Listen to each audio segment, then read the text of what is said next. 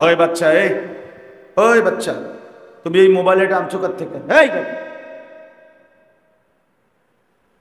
আহাম্মক কোথা? যেই অভিভাবক তার অপ্রাপ্ত বয়স্ক বাচ্চার হাতে এই বড় মোবাইল তুলে দেয়, মনে রাখবেন ওই অভিভাবক সবচেয়ে বড় জালেম, ওই বাপ জালেম, ডাকাত, যে তার সন্তানকে গলা টিপে হত্যা করে। ওই মা জালেম, ওই বড় ভাই জালেম, যে নিজ হাতে সন্তানকে কি করে দিল? নষ্ট করে, বরবাদ করে দিল, ইচ্ছা করে নিজে। বাচ্চা চাইছে, বাচ্চা তো সাপও ধরতে চাই, তো তাই বলে তাকে সাপ ধরতে দিতে হবে না। বাচ্চা তো আগুনেও হাত দিতে চাই, তো তাই বলে তাকে আগুনে হাত দিতে হবে না। আফসোসের বিষয়, হাসতে হাসতে বাচ্চাকে বরবাদ করে দিচ্ছে। আমি এই বৎসরও আপনার দেখছি, আল্লাহর ঘরে মক্কায় তাওয়াফ করতেছে, আল্লাহর ঘরের চারপাশে মা বাপ বাচ্চাটার হাতে বড় একটা মোবাইল দিয়া এক পাশে বসায়, এইটা 2 আঙ্গুল দিয়া মোবাইল টিপতেছে, গেমস খেলতেছে, আর হেরা তাওয়াফ করে। মানে হেরা বাচ্চাটাকে কি করে দিল? আল্লাহর ঘরের কাছে। কি পরিমাণ খামখেয়াল মুসলমান, নিজের খামখেয়াল। আফসোসের, নবীজি সাল্লাল্লাহু আলাইহি ওয়াসাল্লাম বলছেন, প্রত্যেকটা মানব সন্তান, ছোট বাচ্চা, মানুষের মায়ের পেটের বাচ্চা, ইসলাম মানার পূর্ণ যোগ্যতা নিয়েই ভূমিষ্ঠ হয়, মায়ের পেট থেকে বের হয়। মা মিন মাউলুদিন ইল্লা ইউলাদু আলা ফিতরাতিন। এরপরে ফাআবাওয়াহু, নবীজি সাল্লাল্লাহু আলাইহি ওয়াসাল্লাম বলেন, বাবা মা ওই সন্তানটাকে ইহুদি বানিয়ে দেয়, অথবা খ্রিস্টান বানিয়ে দেয়, অথবা অগ্নিপূজক বানিয়ে, মানে বেঈমান বানায়। ফাআবাওয়াহু ইউহাব্বিদানিহি ওয়া ইউনাসসিরানিহি ওয়া ইউমাজ্জিসান। মা বাপ নষ্ট করে। যে ঘরে রঙিন টেলিভিশন চলতেছে আজকে 20 বছর, মনে করেন নাচ গান, নর্তকীর ছবি, জিনা ব্যভিচার, নাটক, সিনেমা, তো এটা কি এই বাপ মা ইন্তজাম করে না? নাকি 6 বছরের বাচ্চা টেলিভিশন এটা বাজারের থেকে মাতাত করে আনছে নাকি? কথা বলেন না, বাচ্চাটা আনছিল এটা, তো এটা অভিভাবক ব্যবস্থা করে নাই। এই ঘরে যিনি অভিভাবক পুরুষ, উনি এই বিদ্যুৎ বিল উনি দেয় না, ডিশের বিল উনি দেয় না, তাহলে উনি তো তার সন্তান, স্ত্রী, পরিজনকে বেঈমান বানায় দেন। হিন্দি সিরিয়াল দেখতেছে, নাটক দেখতেছে, উপযুক্ত বয়সের নারী পুরুষ নাচতেছে, গান গাইতেছে, আর এই বেটা তার এই স্ত্রী ছেলে মেয়ের জন্য বছরের পর বছর এইটার ব্যবস্থা, এটার অনুমোদন, এটার স্বীকৃতি, এটা যেন ঠিকমতো চলে, এর জন্য বিদ্যুৎ বিল, ডিশের বিল সব উনি দিচ্ছে না। তো কে বানাইলো তার? এই সন্তান নষ্ট করে দিল কে? আমরা মাদ্রাসায় যারা শিক্ষকতা করি, মাদ্রাসা চালাই, প্রত্যেক বন্ধের পরে সব সময়ের অভিজ্ঞতা, এ আমাদের কওমি মাদ্রাসা যেগুলো আবাসিক, মানে মাদ্রাসায় থাকে ছেলেরা, হেফজখানা, নুরানি মাদ্রাসা, একেবারে প্রত্যেক বন্ধ বাড়িতে যখন আমরা ছেলেদেরকে বন্ধে বাড়িতে পাঠাই, 7 দিনের বন্ধ, 6 দিনের বন্ধ, প্রতি বন্ধের পরে আবার যখন ছাত্ররা আসে, এই ফিরে আসার পরে আপনি সব মাদ্রাসা যেগুলোতে আবাসিক, নুরানি, হেফজখানা, খবর নিয়ে দেখেন, প্রত্যেক বন্ধের পরে 2 জন 3 জন 4 জন ছাত্র ভাগে। হে আর পড়তো না কেন? পড়তা না? খবর নিলে দেখা যাবে ওই যে বাড়িতে 1 সপ্তাহ ছিল, তার মা বাবা বা তার কোনো একজনের মোবাইল 24 ঘন্টা এটা টিপস, এইটার থেকে থুইয়া এরপরে তারা কোনো রকম মাদ্রাসা তাই দিয়ে গেছে। এখন আর তার মন বসা, তার কাছে কোনোভাবেই আর এই পড়াটা ভাল লাগতেছে না, কারণ সে তো কি মোবাইল টিপ পাইছে, বুঝছে? এই জন্য বাবা এটা সাংঘাতিক বিষয়, এটা সাংঘাতিক। অসংখ্য মা বাবা বাচ্চা কাচ্চা শেষ পর্যন্ত মাদ্রাসায় পড়াইতে পারে না, কোরআন শরীফ পড়াইতে পারে না। কয় যে মাদ্রাসায় বাচ্চা দিলে সবসময় ভাগে, ভাগে মাদ্রাসার কারণে ভাগে না, আমনের ঘরে যে টেলিভিশনের লোভ, বড় মোবাইল দেখার লোভ, এই লোভের কারণে ভাগে। আপনি ঘর থেকে গুনার পরিবেশ বন্ধ করে দেন, অটোমেটিকলি বাচ্চা মাদ্রাসায় পড়বে, অটোমেটিক, অবশ্যই পড়বে। কারণ তার মেজাজের মধ্যে তো আছে আমি বাড়ির যাইতে পারলেই খেলাধুলা তামাশা। এক সপ্তাহে একদিনও ফজরের নামাজ পড়ে না, মা বাপ কিছুই বলে। অথচ আলহামদুলিল্লাহ আমাদের মাদ্রাসায় যেই কোনো নুরানি হাফিজি মাদ্রাসা আপনি যান, 3 মাসে কোনোদিন যে এই মাদ্রাসা এমন যে এখানে যে 3 মাসে কোনোদিন যে ফজরের নামাজ পড়ে নাই এমন ঘটনা ঘটছে কিনা আপনি খবর নেন? এটা তো কল্পনাও হইতে পারে না যে 5 ওয়াক্ত নামাজ পড়বে না, অথচ এটা মাদ্রাসা, এটা তো হইতেই পারে, হইতেই পারে না। অথচ আপনার আমার হইল ছাত্র, আপনার হইল ফুল হিসাবে দরদ বেশি থাকার কথা ছিল আপনার। আমার তো যেমন আমার মাদ্রাসায় 450 ছাত্র, তাহলে আমার হলো ছাত্র 450 আর আপনার হলো ফুত একজন। আমি হলো 450 ছাত্র খেয়াল রাখি, আর আপনি শুধু আপনার একটা বাচ্চা খেয়াল রাখবেন, তাও 6 দিনের লাগিয়ে দিছি, 1 সপ্তাহের জন্য বাড়ি দিছিলাম ছেলেটাকে। আপনি একটা সপ্তাহ তারে 5 ওয়াক্ত নামাজ পড়াইবার মতো যোগ্যতা উনার নাই। আপনি কি ব্যাডে দিলেন? আপনি কি সিরাটা চাবাইলেন বইয়া বইয়া? জীবনটা আপনি বইয়া বইয়া এ পান সুপারি আর বন বিড়ি আর চা বিস্কুট আর বাজার সদাই, এটার নাম জীবন না? এটারে কয় সংসার? চাচা এই শুধু ভাত মাছ চাল ডাল খাট পালং ফার্নিচার এটাই সংসার? তো বলেন সংসার মানে কি? সোফা, সংসার মানে ফ্রিজ, ডাইনিং টেবিল, এগুলোর কয় সংসার? আশ্চর্য। আপনারাই ভেবে দেখেন, আপনার ছেলে আপনার মেয়ে 14 বছরের মেয়ে প্রতিদিন আপনার বাড়ির থেকে রঙ্গরসে সাইজা টাইট কাপড় পইরা বেপর্দা মেয়ে জানোয়ারের মতো বের হয়, অসভ্য মেয়ের মতো বের হয়। আপনি তাকাইয়া দেখেন, আপনি তো কাপুরুষ, আপনি ব্যর্থ মানুষ, আপনি কাপুরুষ,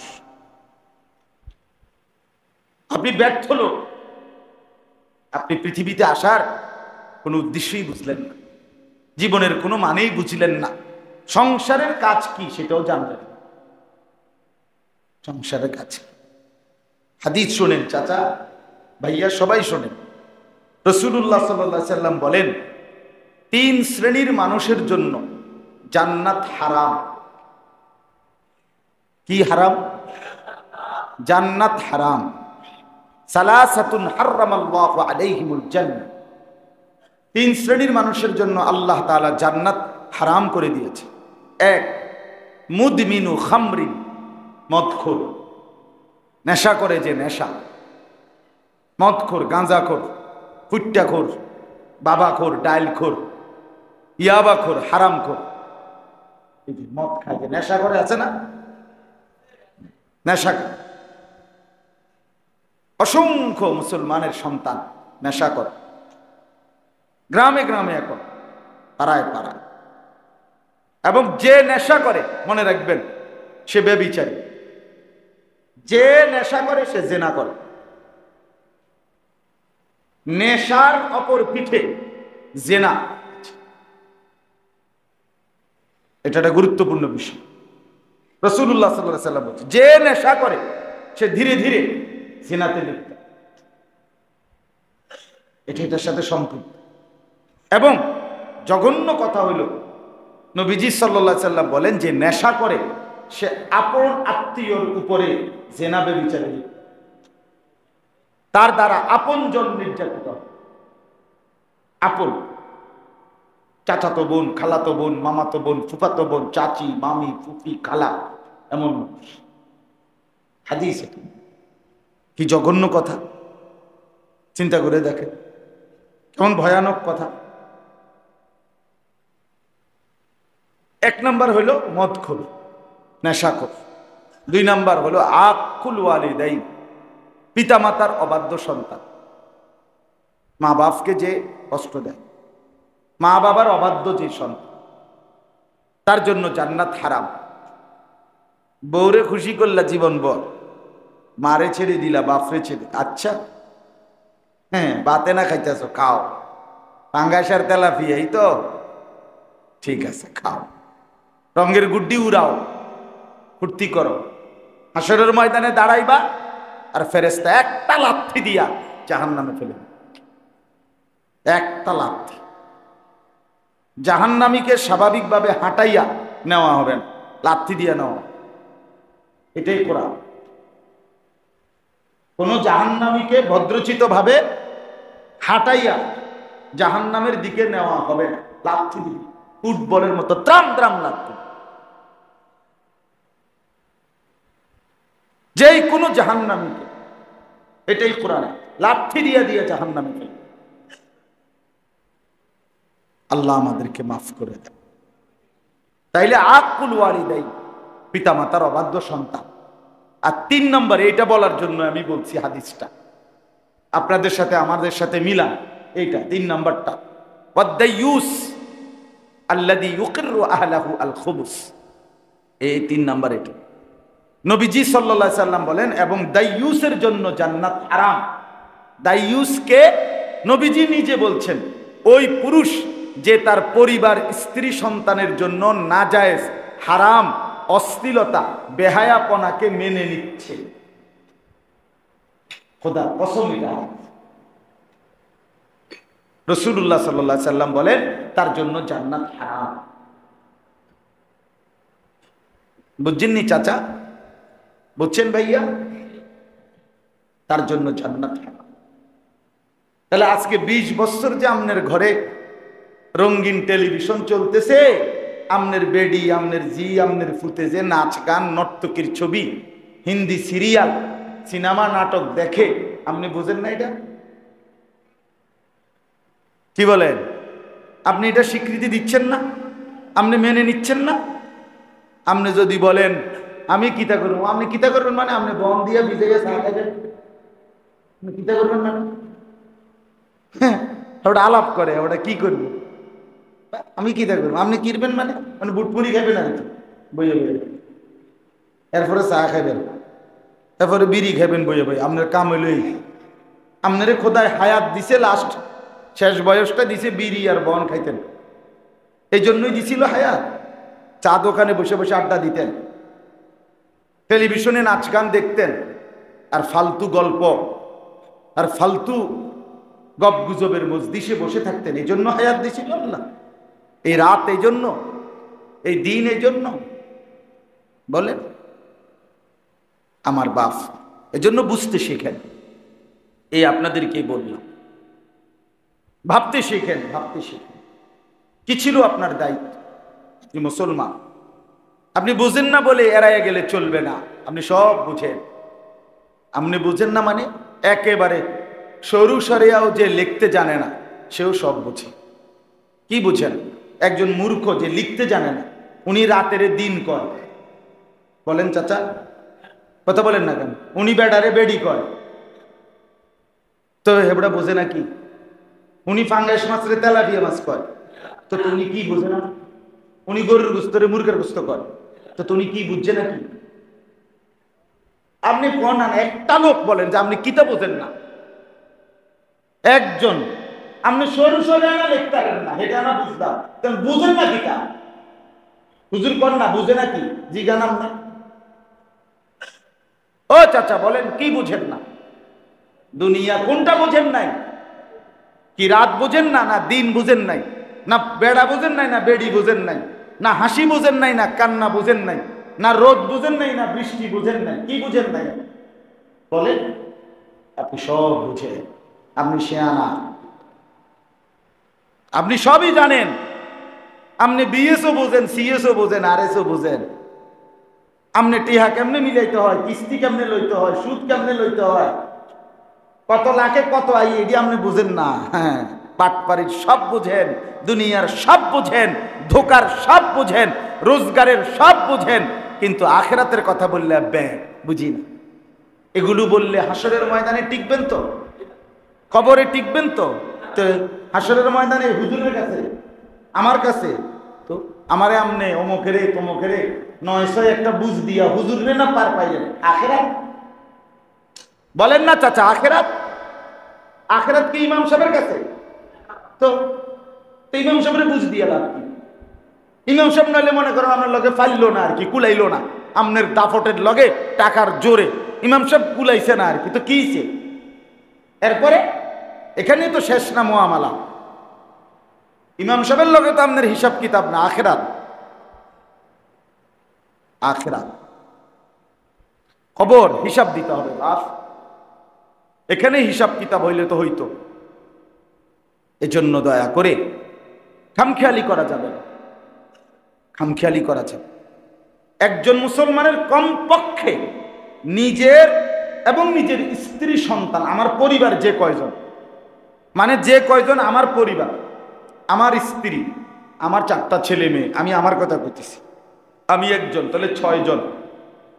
আমার একজন পার্মানেন্ট ড্রাইভার আছে, তাহলে সেও আমার পরিবার, এই হলো 7 জন। আমার মাদ্রাসা আছে, আমার মাদ্রাসায় 31 জন স্টাফ, এরা আমার পরিবার, মানে এরা আমার অধীন, এরা, আমি এদের প্রিন্সিপাল, তাহলে আমি এদের জিম্মা। কথা বুঝছেন? এই কমপক্ষে যারা আমার অধীনে, যাদেরকে আমি আদেশ নিষেধ করি, আমার কথা শুনে মানে, তাদের ব্যাপারে আমি জিম্মা। হাসরের ময়দানে তাদের ওযু, গোসল, নামাজ, রোজা, পাক না পাক, হালাল হারাম, তাদের নেকি গুনাহ, খুদার কসম, এই প্রত্যেকটার বিষয়ে আমাকে জবাবদিহি করতে, কোনো সন্দেহ নেই। যদি আপনি মুসলমান, চোখ বন্ধ করলেই আলো অন্ধকার হয় না, চোখ খুললেই অন্ধকার আলো হয় না, মানে আপনি বুঝি না বললেই আখেরাত হবে না, বিষয়টা এমন না। আপনি বুঝি না বললেই পরকালের ফিডার থেকে বাচ্চা যাবেন, বিষয়টা এমন। ঢাকার হাইওয়ে পুলিশ একটু কড়া, ঢাকার শহরে যেসব রোডের পুলিশ থাকে, যারা গাড়ি চেক করে, এরা একটু কি এখানকার গুলোর থেকে একটু কড়া। এরা আপনার একটা আইন বাইর করে, আমরা যে গাড়ি নিয়ে মাঝে মধ্যে যাই দেখি। এখন আমি যদি বলি স্যার, আমি অনেক সময় বলে দেখছি আমি তো এই আইনটা জানি না, এটা আপনি জানেন না, এটা তো ওনার বিষয় না, উনি ওনার ফাইন যেটা করা এটা ঠিকই কি করতেছে, আমি তো জানি না। তো আমি না জানলে কি এজন্য রাষ্ট্রের আইন এটা কি নাই হয়ে গেছে? তাইলে আপনি জানি না এই কথা বললেন কেন? আপনাকে জানতে নিষেধ করছিল কে? আপনাকে জানার সুযোগ আল্লাহ দিছিল কিনা, হায়াত দিছিল কিনা? বলেন না কেন? বলেন না চাচা, বলেন। আপনারা এই এখানে যারা আছেন, যাদের বয়স 20, 25, 30, 40, 50, 60, 70, আপনি এই লম্বা হায়াতে কোরআন শরীফ সহি শুদ্ধ করার মতো সময়, হায়াত আপনি পাইছিলেন কিনা? বলেন না। তো আপনাদের যাদের কোরআন শরীফ অশুদ্ধ, সহি শুদ্ধ সূরা, কেরাত, দোয়া, কালাম পড়তে পারেন না, আপনি কি বলবেন চাচা? হাসরের ময়দানে কি বলবেন? কথা বলেন, একজন চাচা উত্তর দেন, একজনই কমপক্ষে বলেন, শুনি। বাকিরা বলেন কেন পড়তে পারেন? কেন? হ্যাঁ, এখন বুঝিয়ে শুনছিলেন কিনা? বাপ মায় শিখায় নাই, 8 বছর বয়সে না, কথা বোঝেন নাই। এরপরে কি আর কোনোদিন শুনেন নাই যে কোরআন শরীফ সহি শুদ্ধ করতে হয়? শুনছিলেন নি কোনোদিন? তো এরপরে উদ্যোগ নিলেন না কেন? ছোটবেলায় বাপ মায় দেখায় নাই এমন কোনো বিষয়, এরপরে আপনি কি আর গ্রহণ করেন নাই? কথা বলেন, গ্রহণ করছিলেন কি? ছোটবেলায় আপনি মোবাইল দেখছিলেন? ছোটবেলায় 8 বছর বয়সে কাছে আপনি মোবাইল দেখছিলেন? তো এখন আপনি মোবাইল দেখছেন না? তো ছোটবেলায় আমরা চিঠিতে লেনদেন করতো, কথাবার্তা, খবরাখবর। এখন যে মোবাইল, এখন আপনি মোবাইল ব্যবহার করেন না? করেন না? আপনি এটা বোঝেন না যে লালটা টিপ দিলে বন্ধ হয়ে যায়? তো আপনি বোঝেন না কি? প্রয়োজনের তাগিদে আপনি শিখে নিছেন মোবাইল, ব্যবহার করতেছেন। তাহলে আপনার যদি আখেরাত প্রয়োজন হইতো, আপনি যদি বুঝতেন যে কোরআন শরীফ সহি শুদ্ধ না হইলে আপনার কবরে আযাব হবে, আখেরাতের শাস্তি হবে, এটা দিলের মধ্যে যদি বিশ্বাস করতেন, তাহলে ঠিকই শিখতেন। আমনে মনে করছেন এটা কিচ্ছু না। এটি কয় হুজুররা কইতে লাগলে কত কথা এখন, বুঝছেন? আপনি আমগো ইসলামটাকে শুধু হুজুরে দিয়া বিচার করছেন। না না, ইসলাম হুজুরের না, ইসলাম আল্লাহ। এই কোরআন হুজুরের কিতাব। কথা বলেন না কেন? আপনি আন্দাজ করছেন কাকে দিয়ে? আর রাসূলুল্লাহ সাল্লাল্লাহু আলাইহি সাল্লামের এমনও সাহাবী ছিল যিনি কালেমাই পড়ছে 50 বছর বয়সে, তো উনি কোরআন শরীফ শিখছে 18 বছর বয়সে। বুঝেন নাই? উনি মুসলমান হয়েছে যখন, ওনার বয়স তখন 50, তো উনি কোরআন শরীফ শিখছে 8 বছর বয়সে। কখন? এরপরে কি না বলে? কারণ উনি মুসলমানই তো হয়েছে কি। আরে নবীজির চাচা, নবীজির হাতে, নবীজির আপন চাচা রাসূলুল্লাহ সাল্লাল্লাহু আলাইহি সাল্লামের ইসলাম প্রচারের 20 বছরের মাথায়, 20 বছর পরে কালেমা পড়ছে। তো নবীজির বয়স যখন 40, চাচার বয়স যদি 5 বছরও বেশি হয় তো 45। একেবারে ছোট চাচা উনি, আব্বাস রাদিয়াল্লাহু তাআলা আনহু। তাহলে ছোট চাচাই ধরলাম, একেবারে 5 বছরের ব্যবধানও যদি ধরেন, তো চাচার বয়স কত? তো তার 20 বছর পরে যদি কালেমা পড়ে উনি, তাহলে কত বয়স? 65। তাহলে উনি যখন মুসলমান হয়েছে তখন ওনার বয়স কত? তাহলে উনি কালেমা শিখছে কখন? কোরআন শিখছে কখন?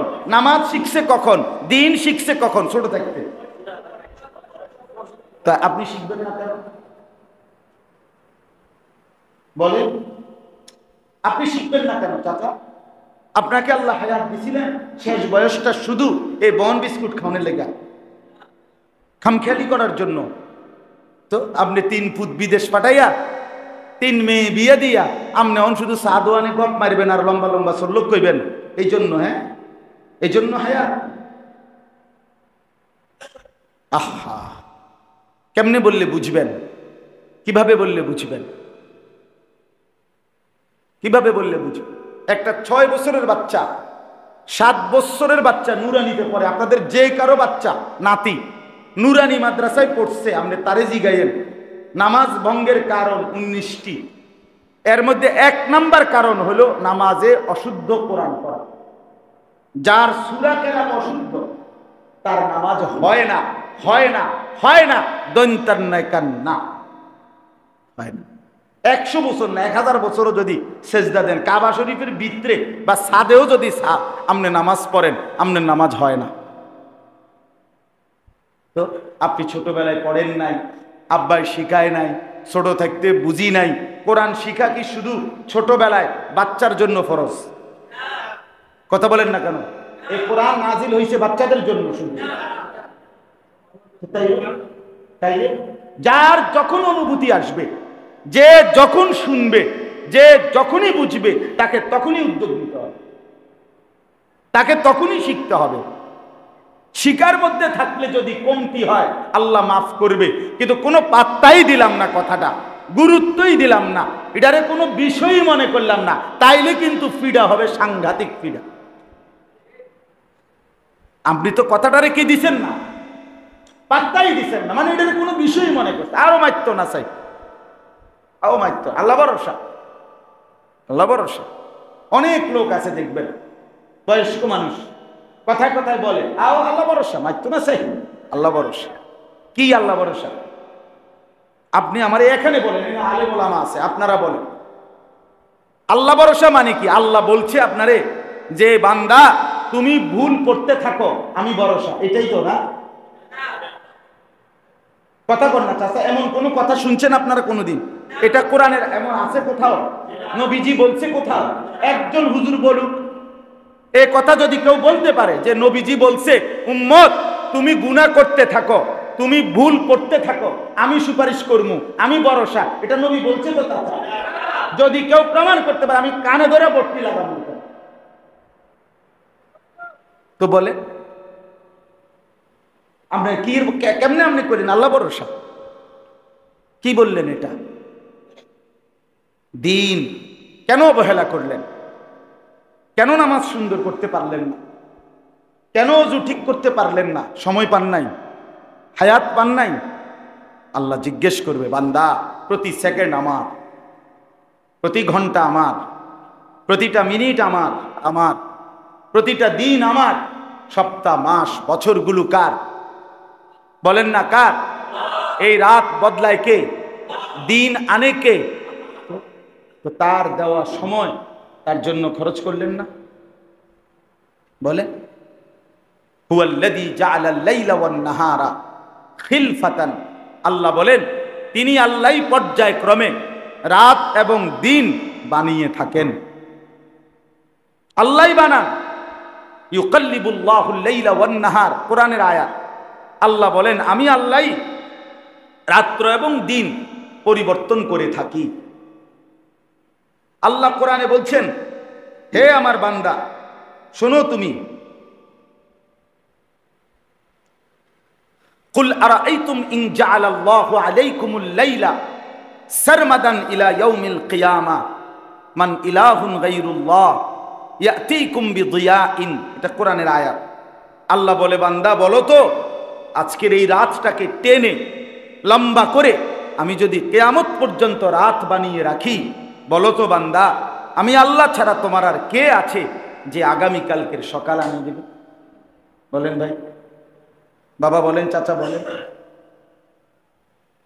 কুল আরাআইতুম ইন জাআলাল্লাহু আলাইকুমুল লাইলা সারমাদান ইলা ইয়াউমিল কিয়ামাহ মান ইলাহুন গায়রুল্লাহ ইয়াতিকুম বিদিয়াইন। এরপরে আফালা,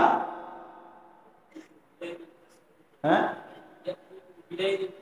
না, ইয়াতিকুম বিদিয়াইন, এরপরে আফালা তাসমাউন, খুব সুন্দর এরকম হবে সূরা কাসাস এর আয়াত। তবুও কি আমার কথা শুনবা না? আল্লাহ বলছে আমার কথা শুনবা না। মানে এরপরের আয়াত এটা, কুল আরাআইতুম ইন জাআলাল্লাহু আলাইকুমুন নাহারা সারমাদান ইলা ইয়াউমিল কিয়ামা মান ইলাহুন গায়রুল্লাহ ইয়াতিকুম বিলাইলিন তাসকুনুনা ফীহি। যদি দিনকে লম্বা করে আমি কিয়ামত পর্যন্ত দিন বানিয়ে রাখি, কে আছে তোমাদের আমি আল্লাহকে বাদ দিয়ে যে তোমাদের জন্য রাত এনে দিবে? আছেনি বাবা কেউ? দয়া করে আমি ওই বাচ্চার কথা থেকে এই কথাগুলো বললাম। এই জন্য বললাম মুরব্বীরা, চাচারা, দুনিয়া পণ্ডিতি করেন না, চালাকি করেন, চালাকি করেন। এখানের চালাকি কোনো অর্থ নাই। এখানে এমনি এমনি 900 করে পাশ কাটতে গেলে কেমন বুদ্ধিমানের কিচ্ছু নাই। দুনিয়া সাপেও এমনি পাশ কাটতে যায়, সাপেও এমনি বেকা সেকা হয়েই চলে। এটা কোনো বুদ্ধি, খুব আহামরি সফলতা কিচ্ছু। দুনিয়া কেউ টের পাইল না, কেউ বুঝলো না, কারো কাছে আপনি ধরা খাইলেন না। আপনি যে সুদখুর কেউ চিনছে না, আপনি যে ঘুষখুর কেউ বুঝছে না, মনে করেন আপনি যে বাটপার আপনার এটা কেউ টের পাইছে না। ঠিক আছে, সবই ঠিক আছে। এরপরে এরপরে আখেরাত বলেন না, এরপরে কবর, সেখানে কি করবেন? হিসাব তো ওইখানে বাপ, মূল বিষয়টা তো ওইখানে। এখানে তো কেউ কারো জন্য আটকাবে না, দুনিয়া কারো জন্য আটকায় না। আপনি মরলেও দুনিয়া থামবে না, আমি মরলেও দুনিয়া থামবে না। থামবে কি বলেন? আমার চোখে আমি জীবনভর কত দেখছি। আমার জিন্দিগির আজকে 20 বছর এই ওয়াজের জীবন, জীবনটাই রাত্রিবেলা, রাতকে রাত, সারা জিন্দিগি এটা এমন যে আমি রোডে গাড়েই থাকি বেশি। কত অ্যাক্সিডেন্ট জীবনে আমি দেখলাম। সামনের সিএনজি মানুষ মারা গেছে 2 জন 3 জন, কই পিছনের একটা সিএনজি থামে না, তারা পাশ কাইটা কাইটা চলে যায়, কারো হাতে সময় নেই। দুনিয়া স্বার্থপর, দুনিয়া স্বার্থপর দুনিয়া। সামনে গাড়ি অ্যাক্সিডেন্ট করছে, শুনতেছে লোক মারা গেছে, বারে রাত বেটা লোক মারা গেছে, কি মারা গেছে, রাস্তা ক্লিয়ার করতে পুলিশ কই, লোক কই। মানে তার টেনশন হইল মরলে মরছে, তে মরছে তার বিষয়, আমার কিতা, আমার আটকে রাখছে। এর নাম দুনিয়া। যে মানুষগুলো দাফন কাফন করে, এই ফুত, এই জি ফুত, সেরা সকাল থেকে যারা কানছে, দুপুরে জানাজা পড়াইয়া দাফন কাফন করছে বাপের, এরাও রাত্রে 9টা-10টার দিকে বইয়া ফার্মের মুরগা আর ফাঙ্গাস মাছ, তেলাপিয়া মাছ দিয়া পেট ভরা ভাত খায়। হ্যাঁ, খায় না? এরা রান্ধে নাই, আর লগের ঘরের থেকে আইনা খানা দিছে, খানা ঠিকই খাইয়া শুইছে। তার মানে কি? দুনিয়া থামে না কারোর জন্য। বাবার মৃত্যুতেও দুনিয়া থামে না, মায়ের মৃত্যুতেও দুনিয়া থামে না, কারোর জন্য না বাপ, আপনাদের কারোর জন্য। আপনারা ভুল করছেন, ইচ্ছা করে বড় বোকার স্বর্গে আছেন। শুধু শুধু ছেলে মেয়ের জন্য হারামের টাকা দিয়ে গেলেন, সুদে টাকা নিয়া, সুদে টাকা লইয়া, কিস্তিতে টাকা লইয়া যেই পোলাটারে বিদেশ পাঠাইলেন, এটার কোনো দরকার ছিল না। ওর রিজিকের জন্য আটকাবে না, আমনের রিজিকের জন্য আপনি আটকাবেন না। ফাঁকে থাইকা বাপ পুত দুইজনের জাহান্নামের বুঝ করে নিলেন, নাইতে এমনিতেও টাকা কামাই করতে পারত, এমনিতেও চলতো। রিজিক মুআয়্যান, রিজিক মুকাদ্দার। তার রিজিক যদি বিদেশে, সে পৌঁছবেই। তার রিজিক যদি এখানে, রিজিক পৌঁছবে। রাসূলুল্লাহ সাল্লাল্লাহু আলাইহি সাল্লাম বলেন, ইন্নার রিজকা লা ইয়াতলুবুল আবদা কামা ইয়াতলুবুল আজালু। রাসূলুল্লাহ সাল্লাল্লাহু আলাইহি সাল্লাম বলেন, কোন মানুষের মৃত্যু যেভাবে তাকে খুঁজে নেয়, খোদার কসম রিজিকও তাকে সেভাবে খুঁজে নেয়, রিজিক তালাশ করে নেয়। আপনার রিজিক পৌঁছবেই আপনার কাছে, যার যেখানে বরাদ্দ সেখানে পৌঁছবে, পৌঁছবেই আপনার, কোনো সন্দেহ নেই, কোনো সন্দেহ নেই। এই জন্য দয়া করে নিজের এবং স্ত্রী সন্তানের ক্ষতি করেন, নিজেরে নষ্ট করেন, খামখেয়ালি করেন না। শুধু বউ বাচ্চা, সংসারে বাজার সদাই, ঘর দালান বিল্ডিং, ইট বালু সিমেন্ট, খাট পালং ফার্নিচারের জন্য গোটা আখেরাত ভুলে গেলেন।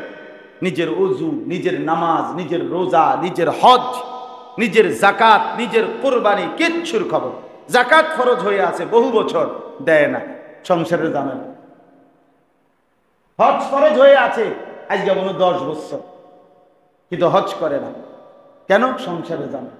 দোতলার বিল্ডিং এর কাম শেষ হয়েছে না, 3 নম্বর মাইয়া গাওয়ানো বিয়া দিছে না, 4 নম্বর ফুলা গাওয়ানো বিদেশ পাঠাইয়া সারছে না, বাজারে দোয়ান ঘর করতে আছে, এটার কাম শেষ হয়েছে না, বাড়ির লগে দিয়ে আরো 10 শতক জায়গা কিনলে বিটাটা সুন্দর হয়, এটা কদ্দুর কিনা সারছে না। এইসব সম্ভব কথা, এসব সদর বদর করলেন আপনি আখেরাতে বাঁচবেন। হ্যাঁ, রাসূলুল্লাহ সাল্লাল্লাহু আলাইহি সাল্লাম বলেন, যে মুসলমানের উপরে হজ ফরজ ছিল কিন্তু আদায় না করে মৃত্যুবরণ করলো, খোদার কসম নবী বলছে ওইটা হয় ইহুদি মরলো, নয় খ্রিস্টান মরলো, বেঈমান মরছে, বেঈমান। নবীজি বলছে এটা বেঈমান মরলো, বেঈমান। কি খবর বলে? যার কাছে তার বসত বিটার অতিরিক্ত 10 শতক 20 শতক জমি আছে, যেই জমির কিছু বেচলে 5 শতক 6 শতক 4 শতক 10 শতক বেচালাইলে জমি হজের টাকা হবে এবং সংসারও চলবে বাকিটা দিয়া, বাকি জমিটুকু দিয়া, বাকি সংসারের ওই জমির টাকা দিয়া, তাইলে ওই এটুকু জমি থাকলেই ওই মুসলমানের উপরে হজ ফরজ। নগদ টাকা জরুরি নয়। আমি বললাম মাসআলা, আপনি যদি বুঝে না ধরে আপনার এলাকার হুজুর করে জিগাইয়া, ভুল হইলে আমারে জানাইয়েন, আমি আবার আসবো। ওই যে ইয়াসিন ভাই, আবু সাইদ ভাই, ওনাকে 2 জনের বললে বিচারের জন্য আবার আমল, যেদিন বলেন ওই দিনে আমল। বুঝেন নাই কথা? আমি কুমিল্লা ক্যান্টনমেন্ট থাকি, আবার বললে আবার আসবো, যেদিন মেল হইব সেদিন আমল, অসুবিধা কি? আপনি মেল ডাকবেন। হজ ফরজ অসংখ্য মুসলমানের উপরে, এই গ্রামে গঞ্জের অগণিত মুসলমানদের উপরে হজ ফরজ। জমি আছে বড়ার 20 শতক 30 শতক ভিটা আছে, এখান থেকে 5 শতক হজের টাকা 7 লাখ, জমির গন্ডা যদি হয় শতক যদি 2 লাখ টাকা হয়, 5 শতক বেচলেই তো 10 লাখ। বুঝেন নাই কথাটা? তো ওনার উপরে হজ ফরজ, নিঃসন্দেহে ফরজ। তাহলে এই হজ ফরজ, এই অবস্থায় যদি না আদায় করে মৃত্যুবরণ করে, খোদার কসম নবী বলছে এটা হয় ইহুদি মরছে, নয় খ্রিস্টান মরছে। জি না, জি না, উমরা হজ হজ না। আচ্ছা আপনারা বলেন তো, কয়টা ছাগল একসাথ করলে একটা গরু হয়? 7টা। আন্দাজে একটা গরু। 7টা ছাগল একত্র করলে গরু, এটা জীবনে শুনছেন আপনাদের? ছাগল তো ছাগলেই, ছাগল গরু হইব কেমনে? গরু ছাগল হইবে কেমনে? এই জন্য উমরা তো উমরাই, এটা হজ হবে কেন?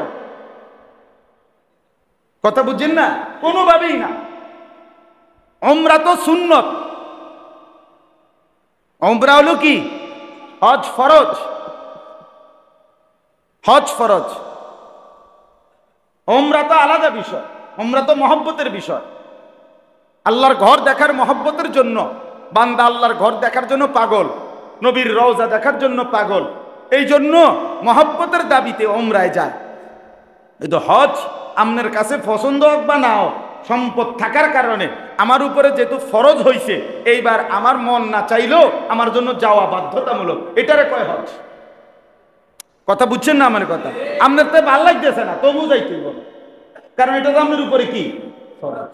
আপনার জোহরের নামাজের ওয়াক্ত এখন, এখন আপনার যত ব্যস্ততাই থাকুক, আপনাকে কি জোহরের নামাজ পড়তে হবে না? কারণ এটা তো বাধ্যতামূলক, ফরজ তো বাধ্যতামূলক। যাকাত ফরজ, অগণিত মুসলমানের উপরে আদায় করি না আমরা। কোরবানি ওয়াজিব, অসংখ্য মুসলমানের উপরে, আমরা আদায় করি না। আমি বুঝি না, আপনি বুঝি না বললে হবে না বাপ। না রে বাপ, বিশ্বাস করেন, আমার কথাটা কষ্ট নিয়েন না, আমি একটু শক্ত বললাম, কিন্তু আপনাদের কাছে বিবেক জাগায় না।